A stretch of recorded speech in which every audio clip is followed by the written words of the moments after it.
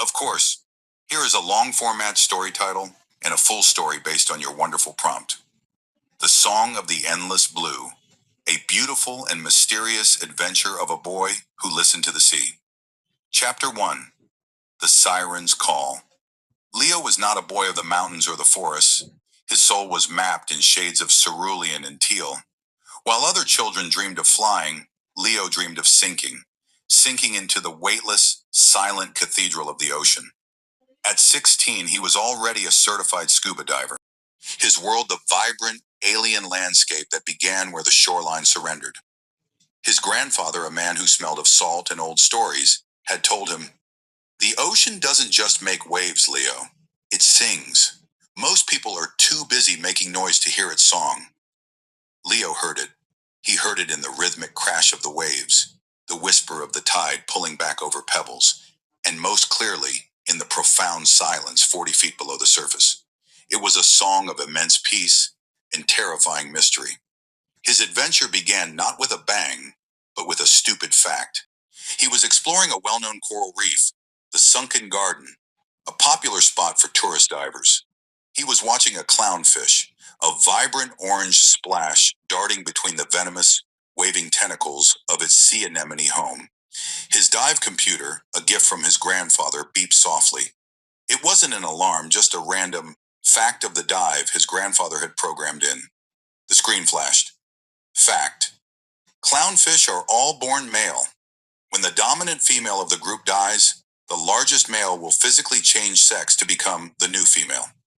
Leo chuckled into his regulator, a stream of bubbles rising like silver pearls.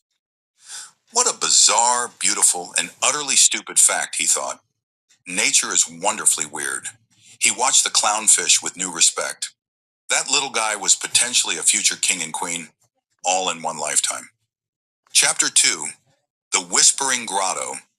Distracted by the gender-bending fish, Leo drifted slightly off the common path, following a curious grouper. That's when he saw it. A narrow, dark opening in the reef wall, almost completely camouflaged by a curtain of purple sea-whip corals. It was a cave, one he'd never seen on any map. The song of the ocean seemed to grow louder here, a low, resonant hum that vibrated in his bones. It was both beautiful and mysterious, a siren's call he was powerless to resist. Checking his air supply, he switched on his headlamp and swam into the darkness.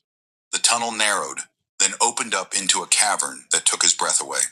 The walls were encrusted with biofluorescent organisms. As his light swept across them, they ignited in a breathtaking display of electric blue and green, like a submerged galaxy. This was the endless blue his grandfather's stories had hinted at. And in the center of the cavern, resting on a pedestal of pure white sand, was an object. It wasn't a treasure chest or it was a conch shell, but unlike any he had ever seen. It was the size of a football, spiraled in shades of mother of pearl that shimmered with an internal light. It was humming, a low melodic note that was the source of the cavern's song. Chapter 3, The Language of the Deep. Hesitantly, Leo reached out and picked up the shell. The moment his fingers touched its cool, smooth surface, the song didn't just fill his ears. It flooded his mind. It wasn't music with notes and lyrics. It was a symphony of information. He suddenly knew things. He knew that the colossal, gentle whale shark he saw last season was 85 years old and had traveled from the Coral Sea, navigating by reading the magnetic fields of the Earth's crust. A beautiful, stupid fact.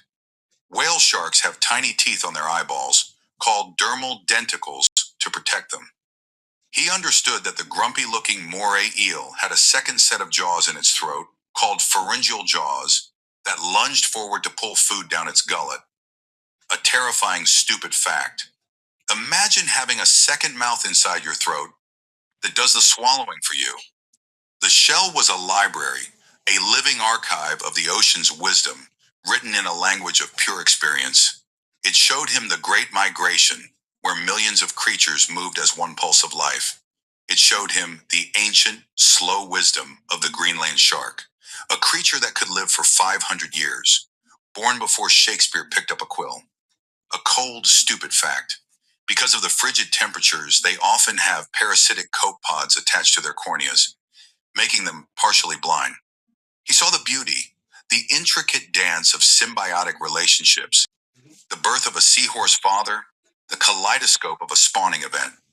He felt the mystery, the unexplained fall of the giant squids, the deep sea trenches where pressure could crush a submarine, the silent communication of dolphins that was more complex than any human language. Chapter 4: The Shadow and the Song. But the song had another movement, one of sorrow and urgency. He felt the acidification of the water, a subtle burn on the corals he now understood were vast interconnected cities.